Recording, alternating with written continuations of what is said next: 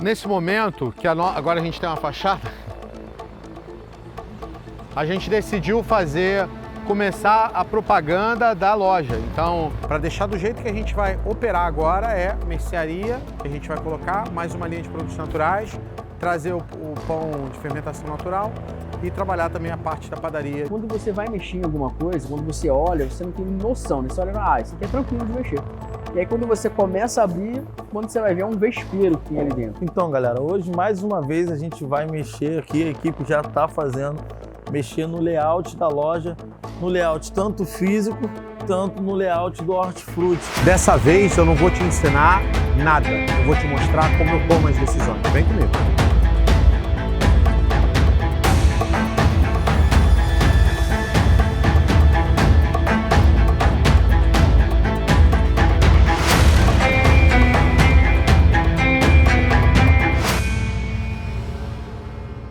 Hoje, aproveitei aqui para trazer o Sérgio, que é hoje o nosso controller, né?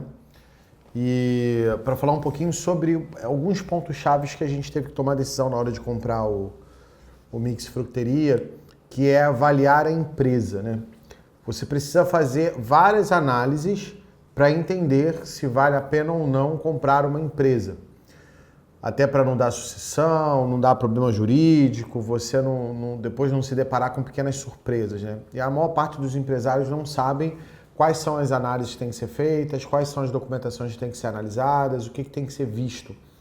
E também os contadores, a maioria deles também não está preparado para esse tipo de coisa, a não ser que seja um contador que já lida com muita compra de empresa, com que tenha clientes que comprem muitas empresas. Então, nesse episódio, eu vou ensinar tudo o que você precisa saber sobre como você vai fazer para comprar um supermercado. Então eu vou entrar em papo aqui com o Sérgio, a gente vai discutir um pouquinho sobre esses pontos chaves para vocês poderem entender o que você tem que ver e o que você não tem que ver na hora de comprar uma empresa. Então vamos lá. Sérgio, quais são os pontos que as pessoas precisam analisar na hora de comprar uma empresa? Isso, vamos falar contabilmente, juridicamente, depois eu falo sobre a nível de gestão. Leandro, são muitos pontos, não dá para pegar e falar, não, tem 3 pontos, tem 4 pontos. Lá no marketing digital, pessoal, os 8 passos definitivos para... Seria ótimo se a gente tivesse 8 passos, mas são muitos passos. A gente pode dividir em alguns grandes grupos, por exemplo, fiscal, departamento pessoal, contábil e, sei lá, burocrático e um jurídico ainda, alguma coisa do gênero. A gente poderia fazer isso do ponto de vista didático, mas as obrigações da empresa acabam tendo uma correlação entre si e não ia ficar muito claro o que é uma coisa e o que é outra. Uma coisa que eu sempre gosto de comparar é comprar uma empresa e comprar um carro usado, comprar um carro que já foi de alguém. Seminovo, velho, antigo, tanto faz. Por que eu gosto de fazer essa comparação? Porque por mais que você coloque uma lupa e olhe tudo que você puder na empresa, sempre pode passar alguma coisa, sempre pode ter alguma coisa que passou despercebido, igual quando você compra um carro. Quando você compra um carro, você pode levar o mecânico vai olhar, vai ver tudo, mas cara, às vezes você tira o carro da agência, compra o carro e o carro dá um problema. Então você está dizendo que eu não devo comprar uma empresa que já está constituída? Não estou dizendo isso. Eu já comprei carro usado, fui muito feliz com carro usado. E já comprei carro usado e tive problema. Eu já comprei carro zero e tive problema com carro zero. Mas uma coisa que é preciso deixar claro é que 100% de certeza, botar a mão no fogo ali e deixar, quando você compra uma empresa usada, nunca dá para ter. E por que nunca dá para ter? Por exemplo, pode ter dívida com fornecedor. E essa dívida com fornecedor está só lá dentro do financeirozinho daquele fornecedor que você não tem como ter acesso. Então isso é uma coisa que precisa ficar bem clara para começo de conversa. Mas, obviamente, existem aqui uma série de coisas que a gente faz, o checklist, antes de definir a compra ou não. Aí só para brincar com a câmera, é pouquinha coisa, tá? Pouquinha coisa que tem para ver, mas isso vai mitigar o risco, então é importante. Então vamos lá, a primeira coisa mais óbvia, né, que você pode até falar nesse momento, pô, Sérgio, mas aí tu tá de brincadeira, é ver o contrato social, o CNPJ e o alvará da empresa. Por quê? E quando você vê o contrato social, eu recomendo fortemente que você veja o histórico de contratos sociais. Por mais que você consolide um contrato social, e o que é consolidar o contrato social? Eu abro uma empresa hoje, sem sócio, aí trago o Leandro de sócio, aí depois trago o César de sócio.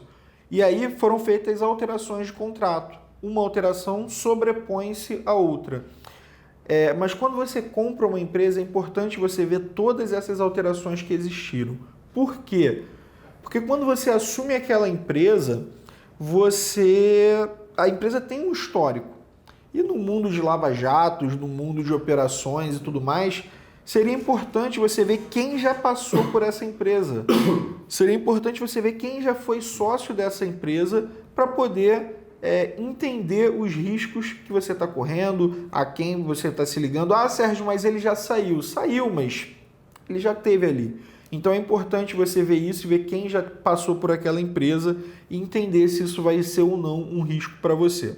Então, primeiro, alvará, CNPJ e o histórico de contratos sociais que essa empresa teve e, óbvio, o contrato vigente. Feito isso, óbvio, você vai ver se o alvará está certinho, você vai ver se o contrato social está certinho. Por que vai ver se está certinho? Eu já vi, por exemplo, um restaurante que a atividade do restaurante no contrato social era delicatessen. Aí a gente, fazendo aquela assessoria ali na hora da compra, pô, mas por que delicatessen? Ah, porque o endereço não cabe restaurante, a prefeitura não autoriza restaurante.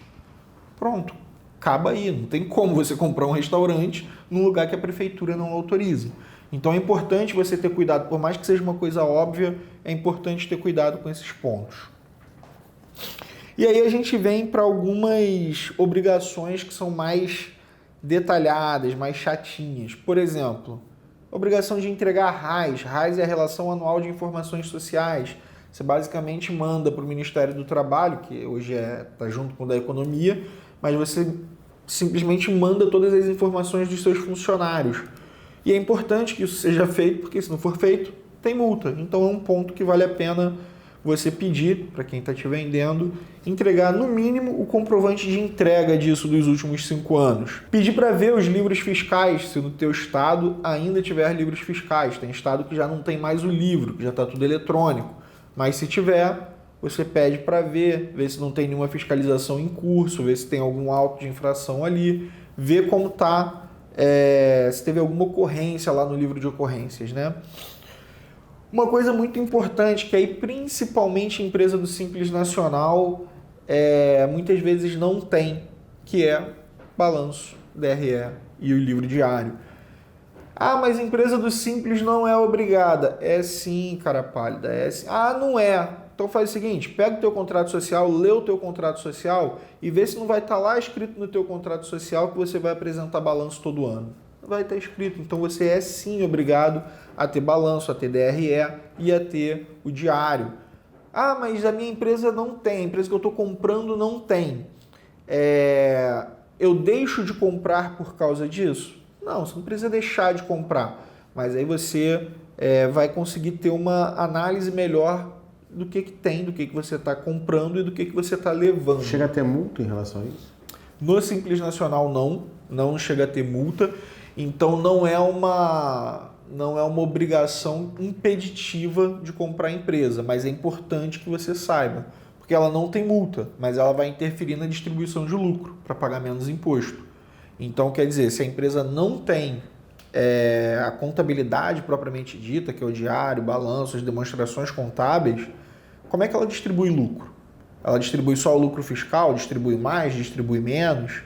Aí vai caber a quem está comprando, né? Eu recomendo muito que esteja bem assessorado na hora da compra, entender o que está acontecendo ali. Ah, não tem o diário, não tem o balanço, não tem a DRE. Beleza. Está distribuindo lucro? Ah, tá. E esse lucro está sendo distribuído como? Ah, está sendo distribuído ali só 8% no caso de um comércio ou 32% no caso de um serviço. Beleza, está distribuindo lucro fiscal.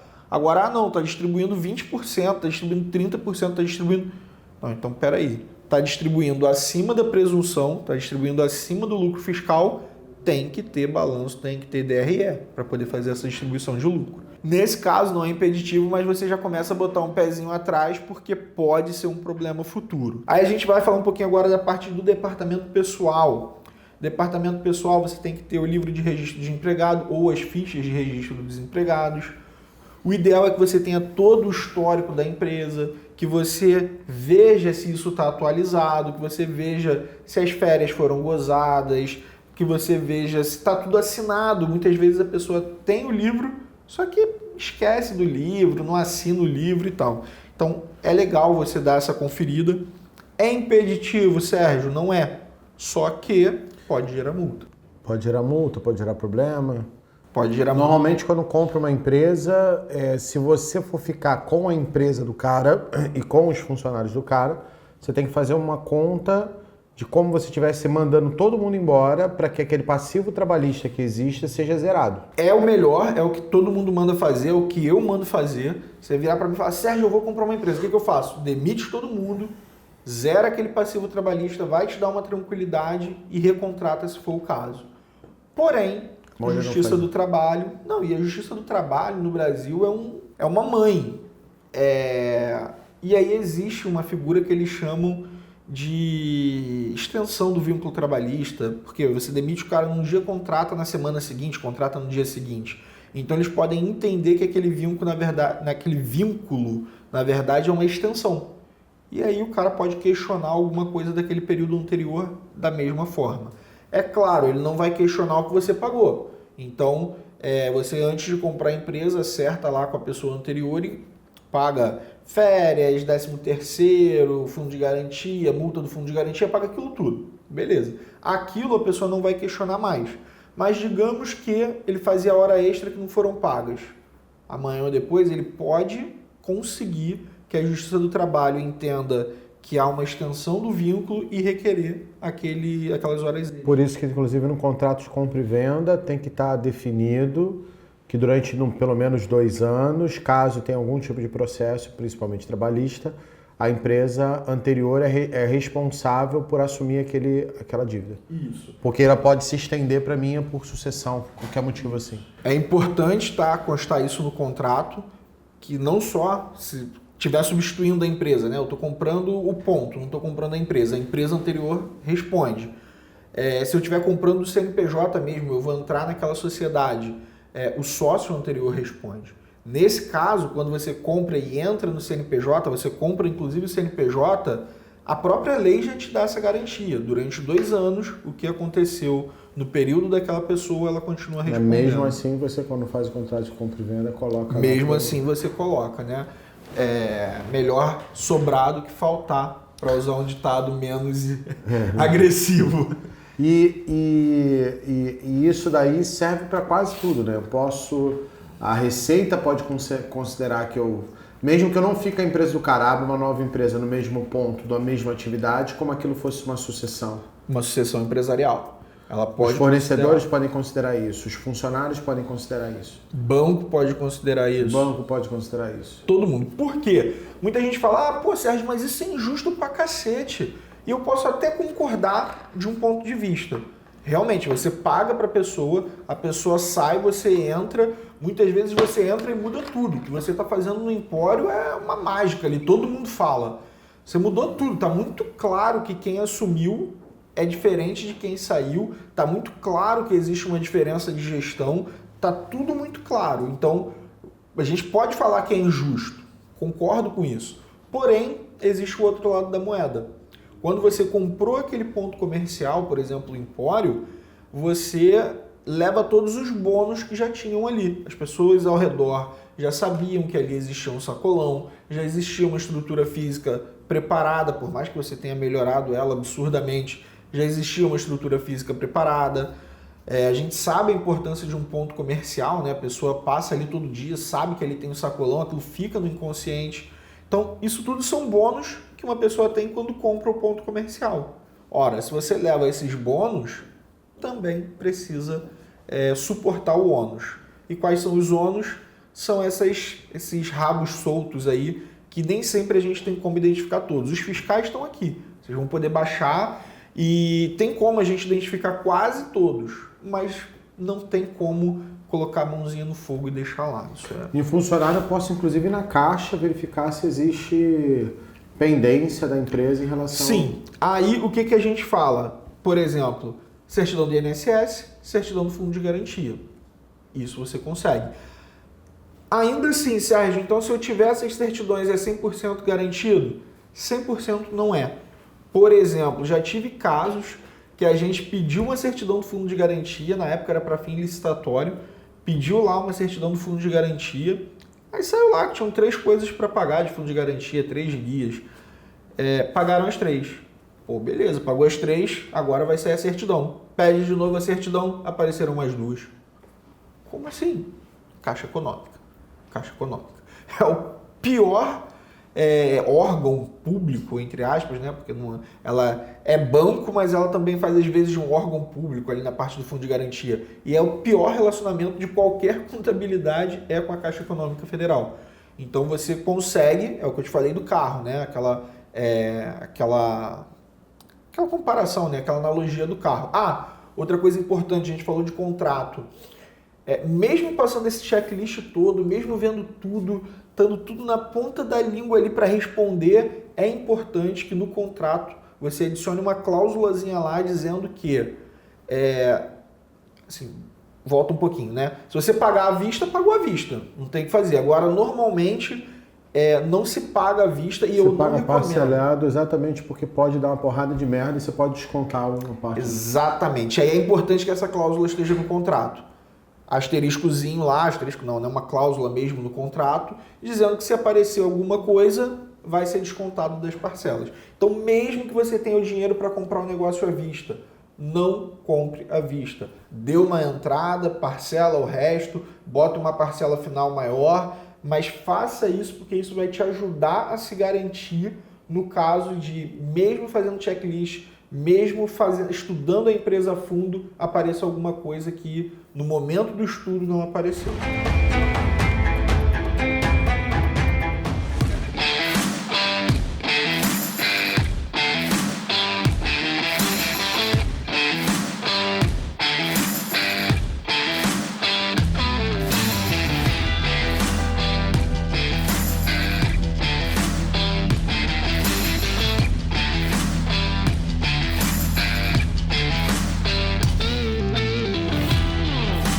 Explode aí, César. Então, o que vai acontecer é isso aqui, ó. Você vai pegar esse número do WhatsApp, você vai criar um grupo de até 3 pessoas, você e pelo menos mais 3 pessoas. E aí você vai colocar esse número que eu coloquei aqui, que tá aqui em cima, como admin do grupo. Após isso, a minha equipe no dia seguinte vai passar a postar vídeos diários de sacadas exclusivas que só vão ter nesses grupos do WhatsApp. Essas sacadas não estão no Facebook, não está no YouTube, não está no Instagram, não está em lugar nenhum, não está nos meus alunos, só tem para quem estiver no grupo do WhatsApp. Então você precisa entrar nesse grupo do WhatsApp, tá bom?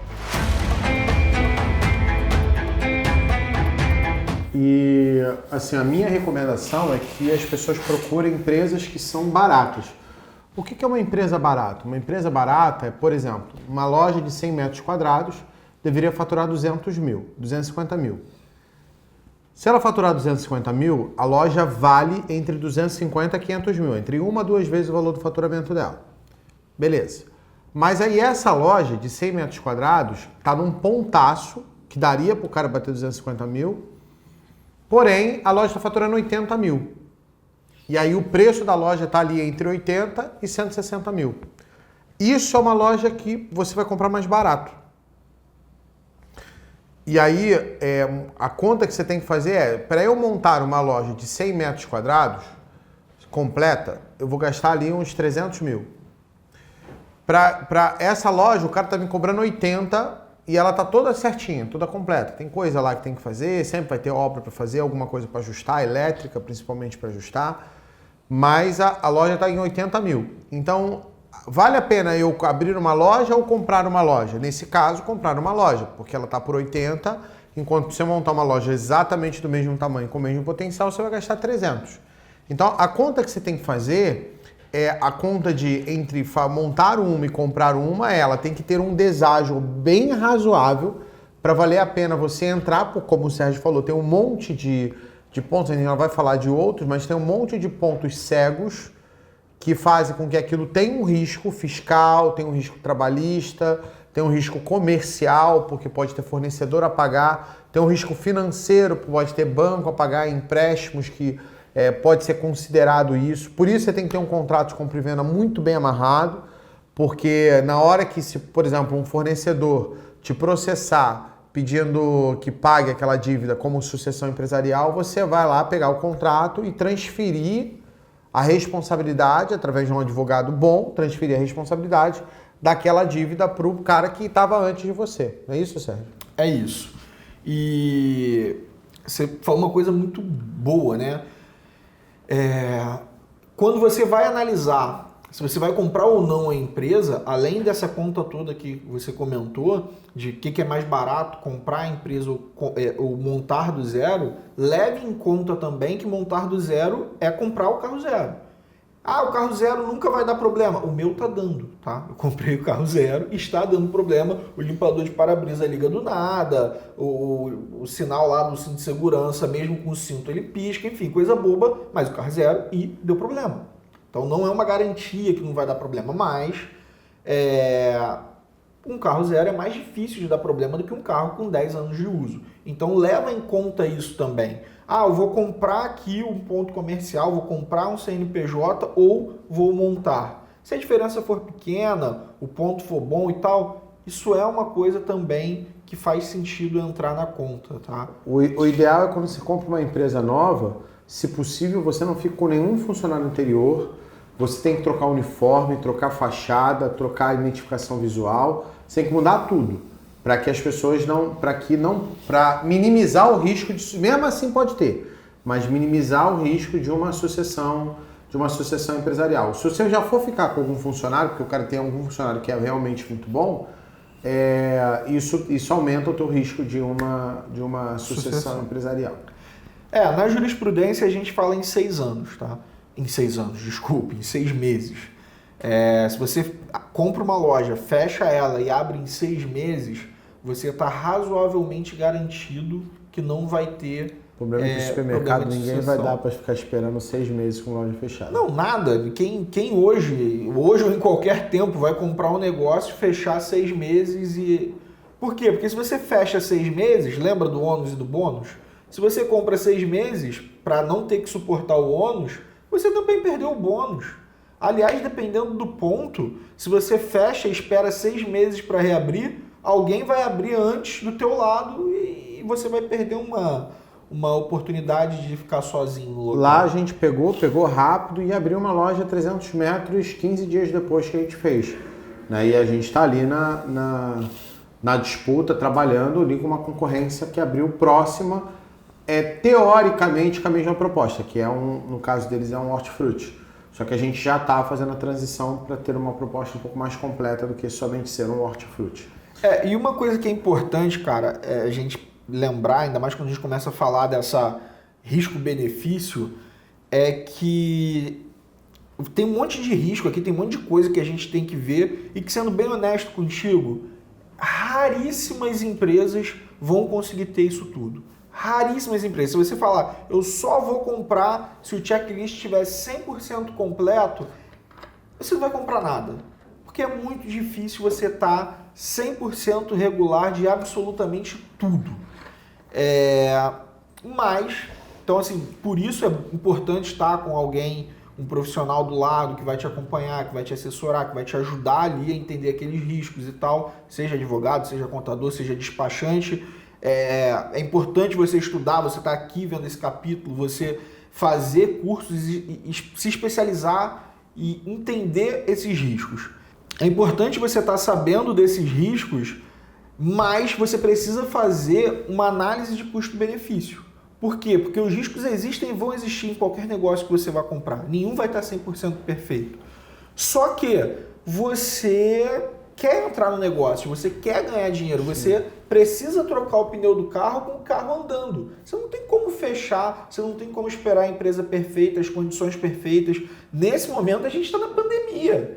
E tem um monte de gente abrindo e ganhando dinheiro. E tem um monte de gente fechando. E tem gente reinventando o negócio e ganhando dinheiro com isso. Ah, Sérgio, para com esse papo de coach. Não é papo de coach. Os riscos existem e os benefícios existem. O que você precisa entender é olhar para esse checklist, estudar, entender, ter conhecimento das coisas, entender quais são os riscos que vão ter e entender quais são os benefícios que você vai ter se não cumprir, se o checklist não estiver completo. Exemplo, o funcionário ali, eu não tenho mais contra-cheque de nenhum funcionário, perdi tudo. Você pode sofrer uma ação trabalhista? Pode.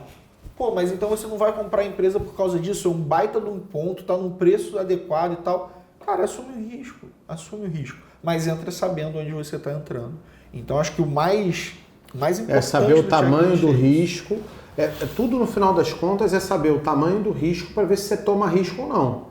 Na Bolsa de Valores a gente aprende muito isso, né? Na hora de eu estar comprando uma ação, ou estar entrando numa operação, isso vale a pena eu tomar esse risco ou não? Vale a pena eu entrar nesta operação ou não? E no caso de loja, a mesma coisa. Eu já acompanhei dezenas de compras de lojas, né? E agora fiz a minha compra da minha loja. Mas nessas compras a gente já se separou com coisas muito, muito estranhas, muito esquisitas, né? Desde a empresa nova sofrer processo trabalhista da empresa antiga, que é muito comum, como também do cara falar assim, na minha loja está faturando 400 mil. E aí o que a gente faz normalmente, né? A gente vai lá e fica uma semana na loja para ver se a loja realmente, pela média diária, fatura isso. Porque o cara pode estar mentindo. E é muito comum. Olhar sistema para ver se a loja está faturando aquilo ali. Verificar para ver se a loja está faturando aquele valor ali que o cara está dizendo que está. Então você tem que olhar isso tudo. Conversar com os funcionários em off, longe do dono, para ver o que está rolando dentro daquela empresa. Conversar com clientes para ver o que os clientes vão falar em relação àquela empresa, né? Ir nos comércios próximos para ver o que as pessoas vão falar em relação àquela empresa. Por que eu estou falando isso? Porque isso tudo é qualitativo, né? Não é uma coisa matemática, mas é uma coisa importante para você entender o que está acontecendo com aquele ponto ali. Aí alguém fala assim, não, porra, a loja ali, o cara quer vender porque entrou um cara ali, deu um tiro dentro de uma pessoa dentro da loja. E aí tá todo mundo com medo de entrar na loja. Aí tu entra para comprar esse ponto. Tu fala assim, nossa, pontaço. E morreu alguém dentro da loja. Puta, foi dar merda. Então assim, você precisa entender a história do que está acontecendo ali e não só a história de quem está te vendendo. Porque quem está te vendendo sempre quer te vender uma coisa muito boa, incrível, maravilhosa para você pagar o máximo possível. Então você tem que entender o que tem nos bastidores por trás das coisas na hora de você pensar realmente em comprar uma loja. Muitas vezes são oportunidades sim e vão aparecer, né? E esse ano, inclusive em 2021, que está rolando a segunda temporada do reality, já apareceu. Eu tenho dezenas de lojas que são ofertadas para mim direto, toda semana. Porque as pessoas que agora descobriram que eu comprei loja querem me vender. E querem me vender loja ruim, loja quebrada, loja em pontos ruins, mas eu tô olhando. Vai que é uma oportunidade, né? Agora que eu decidi abrir, eu posso expandir para outros. Mas vai que é uma oportunidade. Então, assim, o que eu vejo é que as empresas as pessoas têm que estar munidas de advogados bons e contadores bons no momento da compra. E, se possível, de alguém que entenda um pouquinho de loja, se você não entende nada de loja, para você saber o ponto é bom, o negócio vale a pena, o valor cobrado está adequado. Quanto vale uma loja? Como eu disse, de 1 a 2 vezes o faturamento mais o estoque.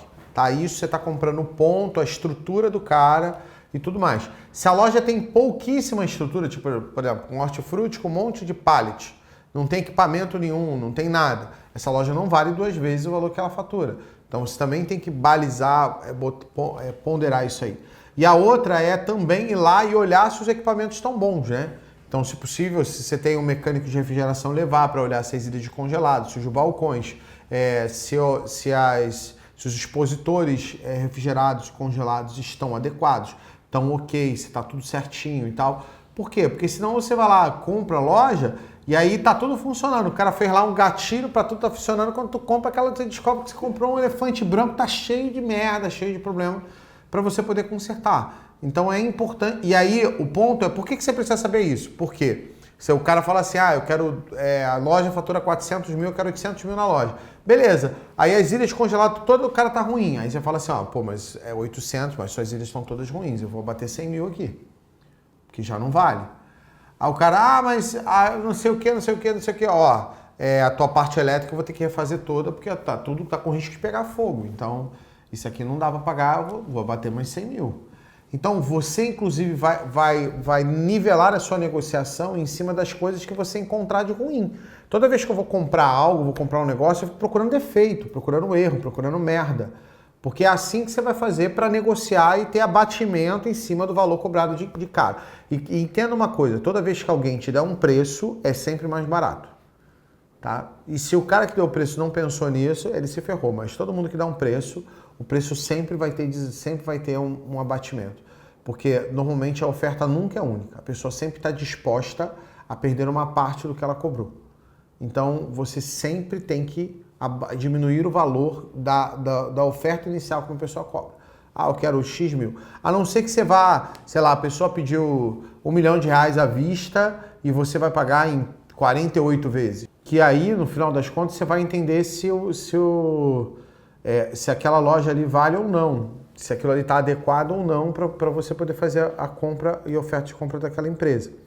Então, por isso é importantíssimo que você entenda esses pequenos detalhes aqui que a gente está explicando nesse capítulo, nesse episódio, porque ele vai servir de balizador na hora de você comprar a empresa. Existe mais alguma coisa que seja risco, tanto contábil como jurídico, que o cara precisa ter cuidado, ô Sérgio?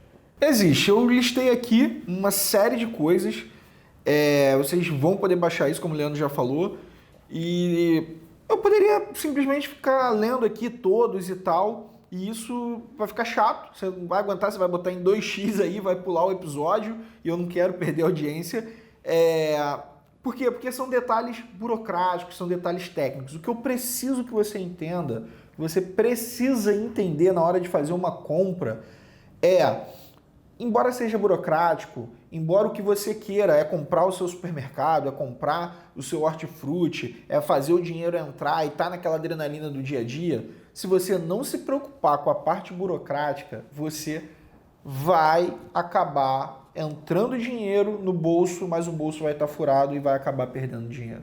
Então, se preocupa um pouquinho com isso. Olha, certidões negativas. Tem certidão negativa de fundo de garantia, certidão negativa da Receita Federal, certidão negativa estadual, municipal em alguns casos. Alguns municípios vão te dar uma certidão municipal, porque tem taxa de alvará, tem taxa de vigilância sanitária e tal. E outros vão te dar, por exemplo, uma declaração de não contribuinte.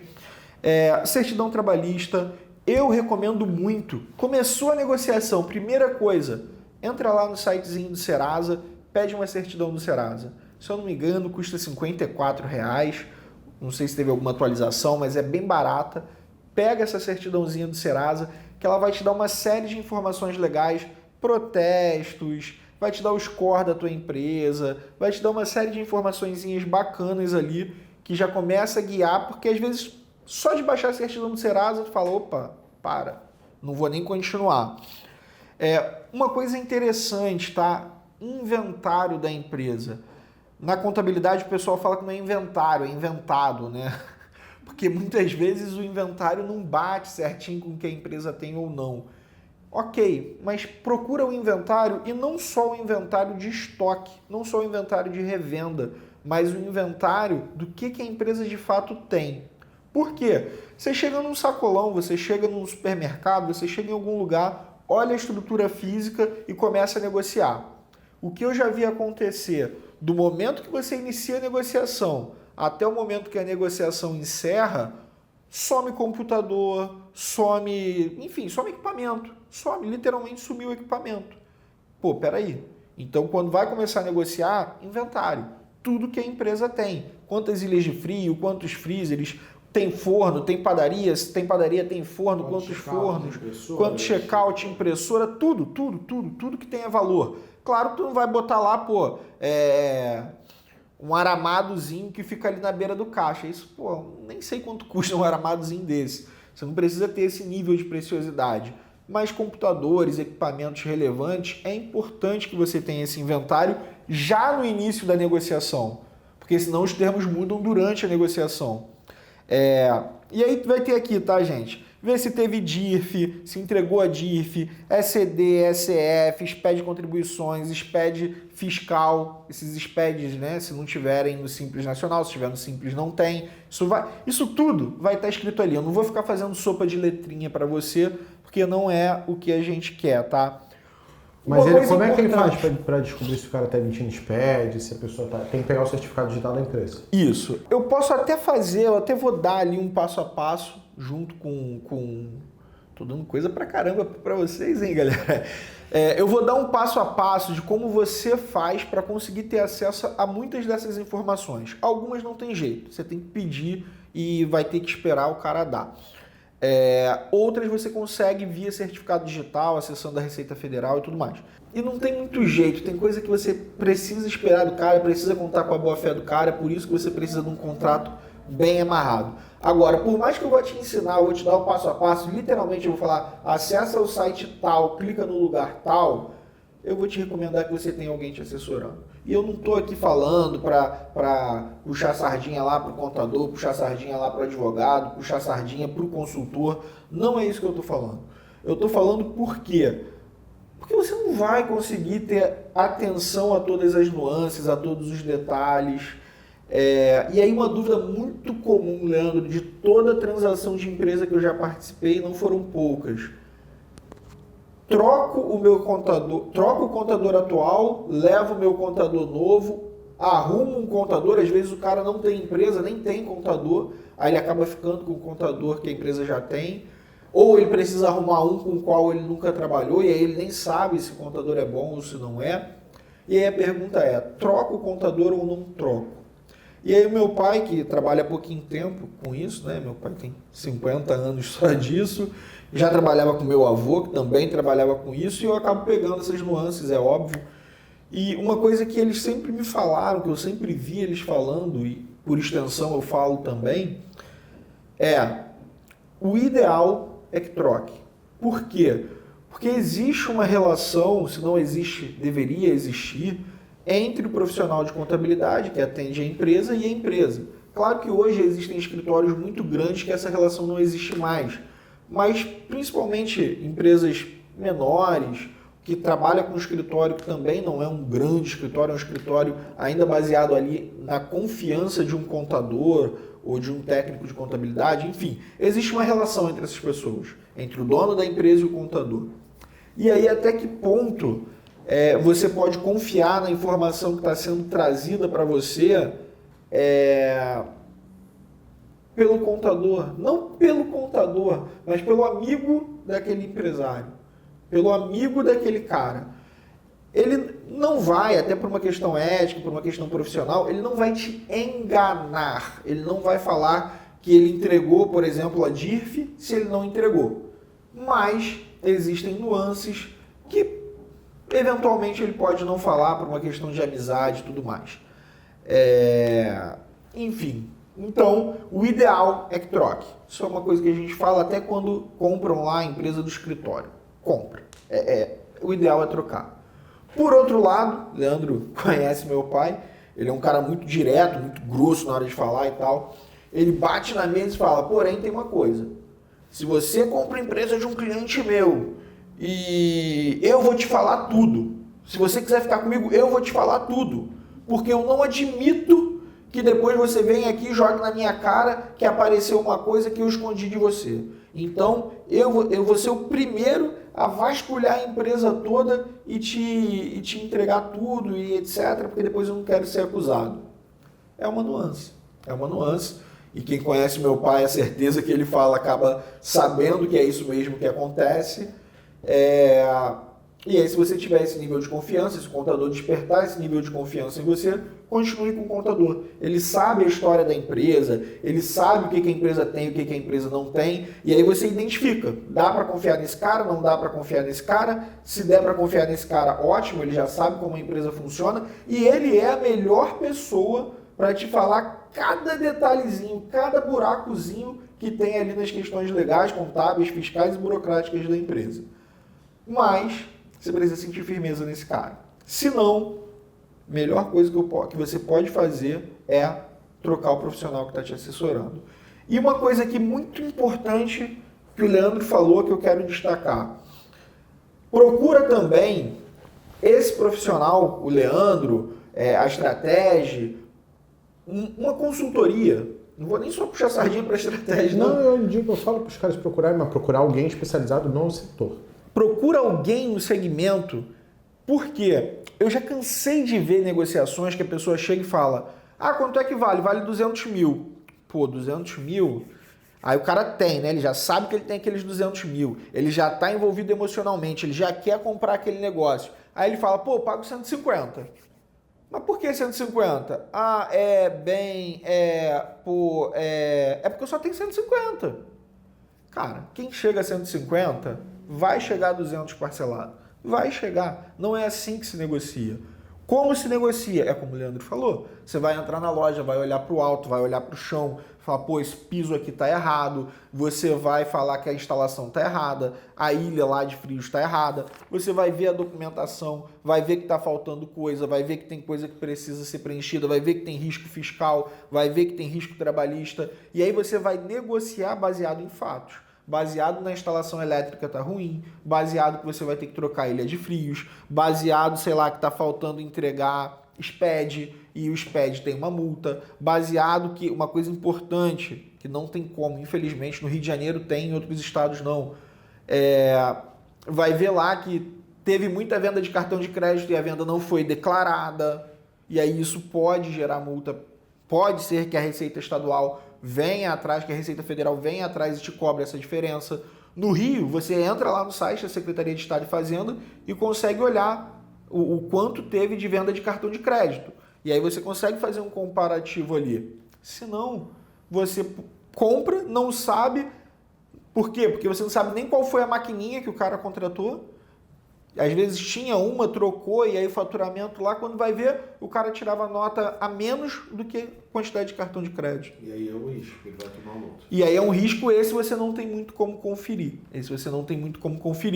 Mas enfim, você tem como, olhando para as questões práticas, como o Leandro citou, olhando para as questões burocráticas, até chorar preço, até negociar preço, até reduzir o valor que você vai pagar no negócio. Isso é muito importante. Não se envolva emocionalmente sem olhar as questões burocráticas, sem olhar as questões práticas, e não negocia preço só no achismo, porque não vai dar certo.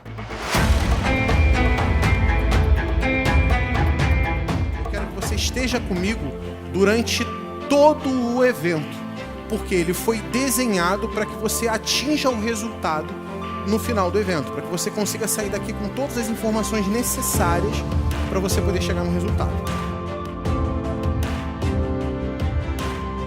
A gente vai discutir o problema da sua loja e a gente vai resolver o problema da sua loja. Eu vou te dar a direção correta para você poder chegar no resultado que você precisa. Você imagina o impacto que a gente pode fazer no Brasil, o nível de impacto que isso pode causar na vida das pessoas, fora o nível de conexão, se você estiver me acompanhando daqui para lá, que você pode gerar. Eu desenhei umas 40 vezes esse evento de forma que eu conseguisse te ajudar a mudar completamente os seus resultados. Filosofia Bootstrap. Foca no que é importante e no que vai te trazer resultado no curto prazo.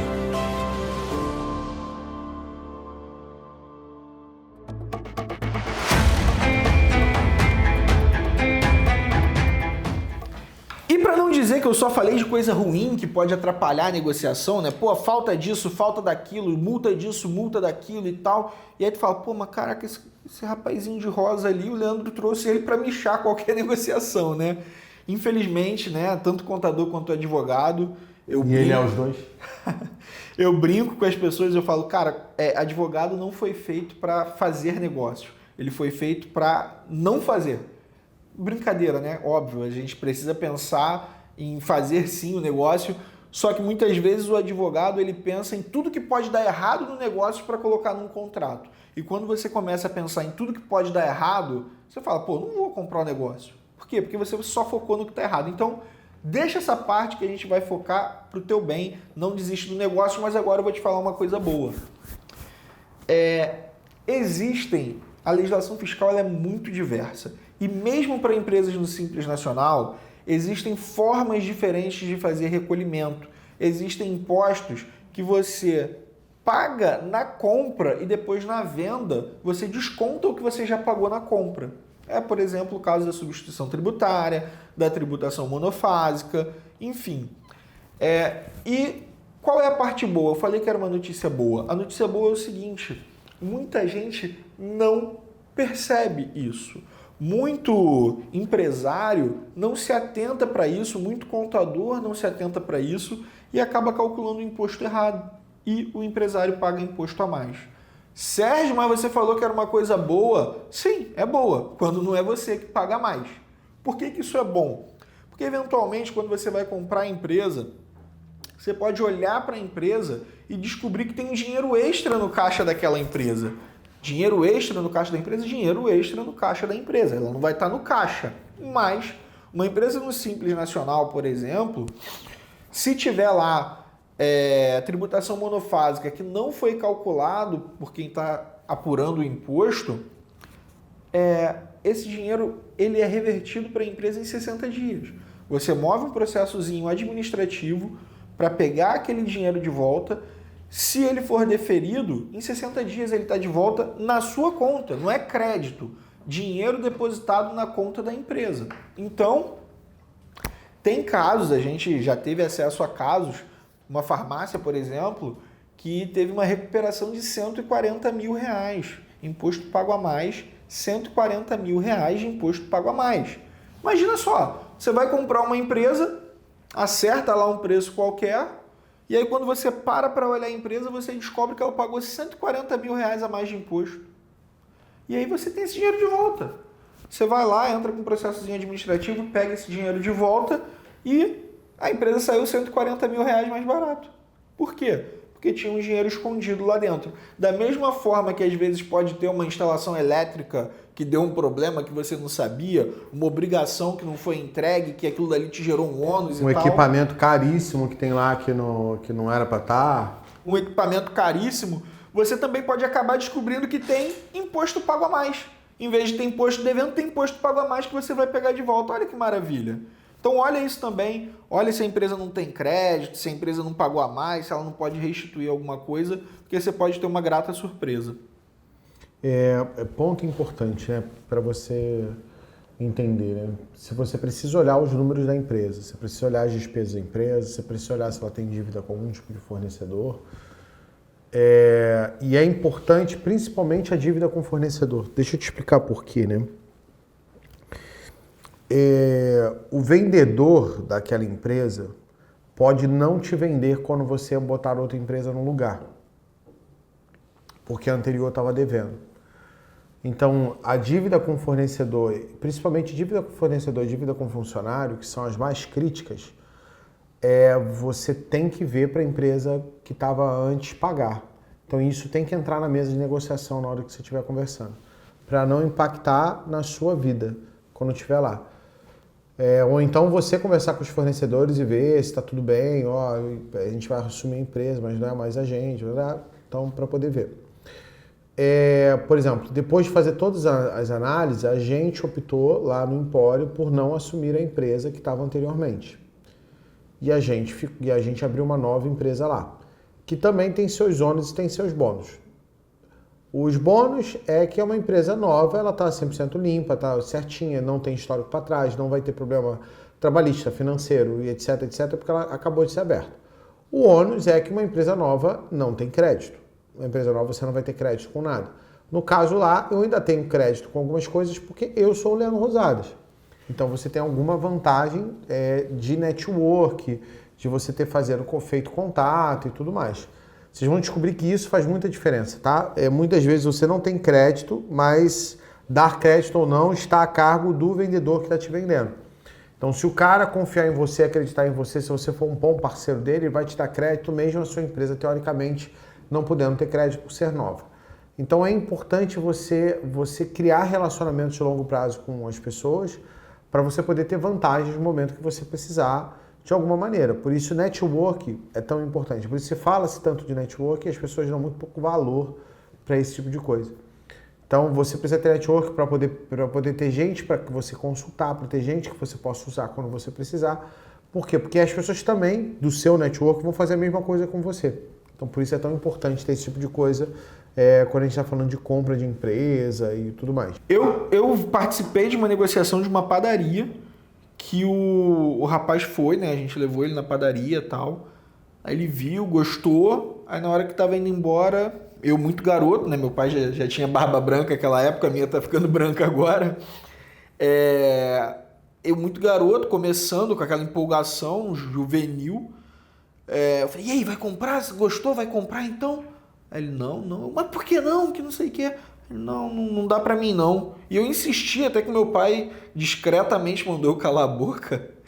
Aí depois a gente entrou no carro e foi almoçar e o rapaz comentou, não vou comprar porque eu já entendi o que tá acontecendo e ela tá desesperada, a pessoa que tava vendendo, ela tá desesperada e o preço vai baixar. Eu, que isso? Como é que tu sabe só olhando? Aí é a experiência que você comentou, ele viu que equipamento estava danificado e tudo mais, então é importante a gente saber a condição Para de chegar quem tá numa loja de negociando. material de construção e não ter cimento. Chegar numa loja, num supermercado e não ter Coca-Cola e cerveja. O cara não tem crédito. Então é importante saber não só as informações da empresa, mas as informações do negociante, né? E eu queria pontuar algumas coisas finais aqui, que são coisas que eu avaliei, né?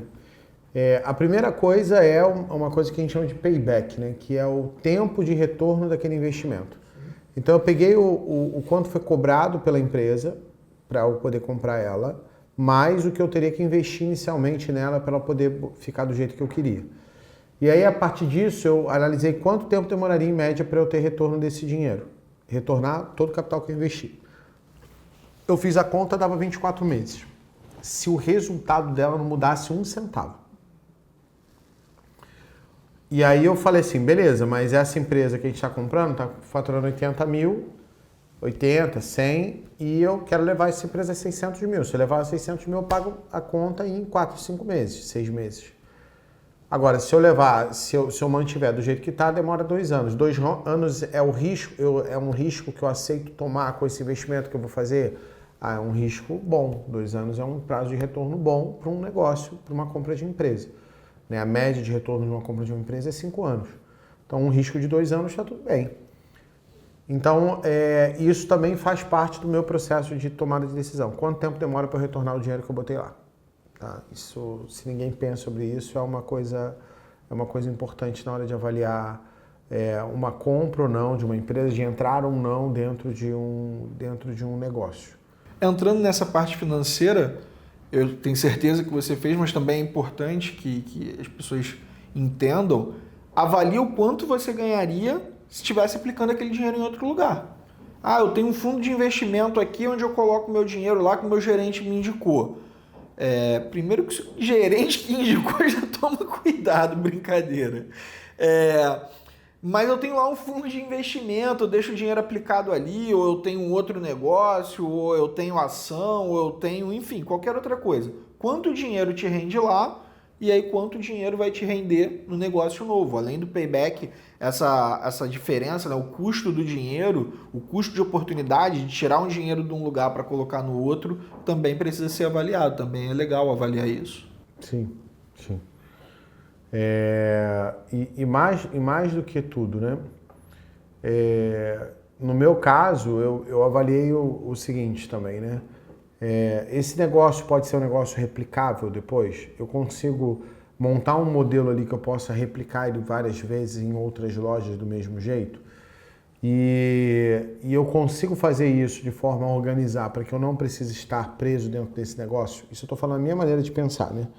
A maioria dos donos de mercado que vão abrir pequenininho não vai nem poder cogitar esse tipo de coisa. Ele vai ter que ir para dentro do negócio, ele vai ter que trabalhar dentro do negócio, vai ter que ficar lá dentro para garantir que as coisas realmente aconteçam e façam.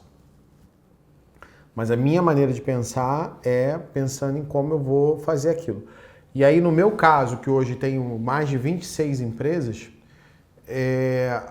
a minha posição de pensar é a seguinte: quem vai tocar esse negócio? Né? Porque não vai ser eu. Então, todos os negócios novos que eu olho, que eu abro, eu tenho que arrumar uma pessoa para que tome conta daquele, para que assuma aquele negócio como se fosse dele. Muitas vezes você vai virar para ter um pedaço, virar um sócio para tocar aquele negócio, para que eu não tenha que ficar escravo daquele negócio. Isso é uma das maneiras que eu penso hoje sobre qualquer negócio que a gente esteja fazendo, abrindo, tocando e etc. Afinal, você está comprando uma empresa, não um emprego, né? Exato. Então, comprar um emprego é muito ruim, né?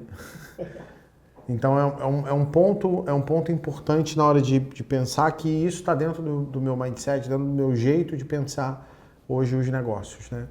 E a outra coisa é o seguinte, quando você vai comprar uma empresa, comprar um negócio, você também tem que ter objetivo da compra, né? Eu posso estar comprando um negócio para ter lucro, eu posso estar comprando um negócio para desenvolver patrimônio, eu posso estar comprando um negócio para ter acesso àquela pessoa que vai me dar acesso a outras coisas que lá na frente vão me dar mais dinheiro, mas eu estou comprando um negócio que vai me dar um acesso que eu preciso chegar e eu não conseguiria sem pagar. Então eu pago para ter o acesso, ou eu posso pagar o negócio ou eu posso pagar alguma coisa para ganhar tecnologia, ganhar conhecimento que eu vá usar em outras coisas.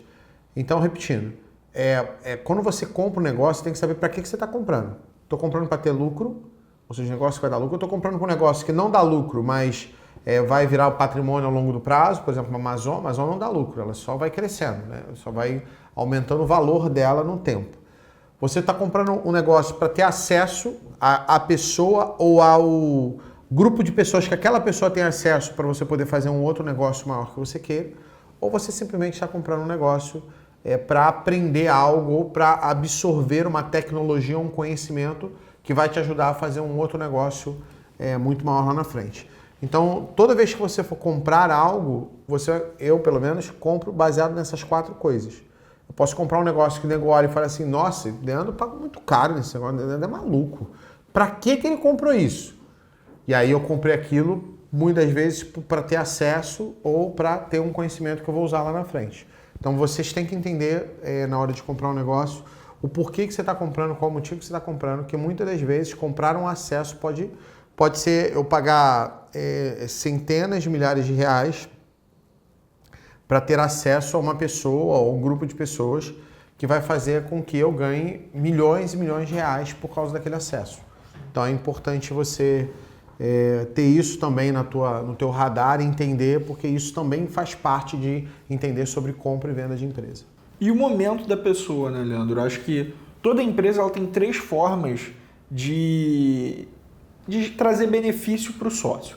A primeira é trazer o dinheiro, é o prolabore, é o que o cara tira todo mês para sobreviver. A segunda é o lucro, que de repente ele não vai vir no primeiro ano, não vai vir no segundo, ele vai demorar a chegar. E a terceira é o aumento de valor da empresa. Você compra a empresa valendo 300 mil, a empresa você nem consegue tirar lucro dela, mas reinveste, a empresa passa a valer 3 milhões. Você teve um ganho ali, você teve um benefício financeiro. É o caso da Amazon, que você citou. E é importante você saber qual é o seu momento. Por quê? Porque eventualmente você precisa do dinheiro para sobreviver. Você vai colocar 300 mil no negócio hoje, mas você está contando que no mês que vem você vai ter que tirar 10 para sustentar a tua família, vai ter que tirar 20 para sustentar a tua família. E aí você tem que saber se aquele negócio vai te gerar isso. Ou se aquele negócio vai demandar os 300 e tempo de maturação. Porque o negócio pode ser muito bom, mas demandar 6 meses, demandar 1 ano, até ele estar maduro o suficiente para fazer a retirada. Então você precisa entender qual é o seu momento. O seu momento é precisar de dinheiro na hora? Você precisa botar dinheiro no bolso? Ah não, você tem um outro negócio, você tem um outro emprego, ou a esposa ou o marido consegue segurar a casa durante um tempo, você não precisa.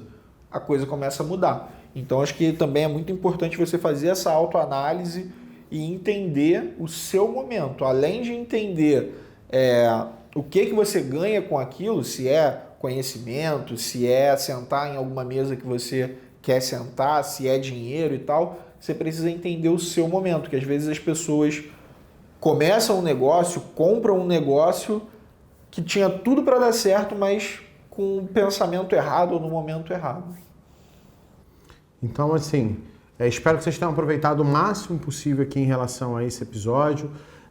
Espero que vocês comprem, a partir de tudo que foi falado aqui, tenha um pouco mais de clareza na hora de comprar uma empresa, na hora de você estar adquirindo esse novo patrimônio, se você vai manter a empresa, se você vai abrir uma empresa nova, se vai fazer uma incorporação, como você vai fazer o processo todo. Procurem ter advogados especializados no teu segmento, contadores especializados no teu segmento para te orientar e te ajudar nesse processo. E, cara, espero que esse reality realmente esteja ajudando a mudar a sua vida, que é o nosso objetivo, é esse. E, Sérgio, obrigado por você ter participado aí desse episódio. Vamos junto muito mais longe e até o próximo, pessoal. Valeu! E a venda por metro quadrado é absurda, né? São 460 metros. Tu fala isso. Que é uma loja que é para vender 1 milhão e pouco. Ele vende 7 milhões de porrada.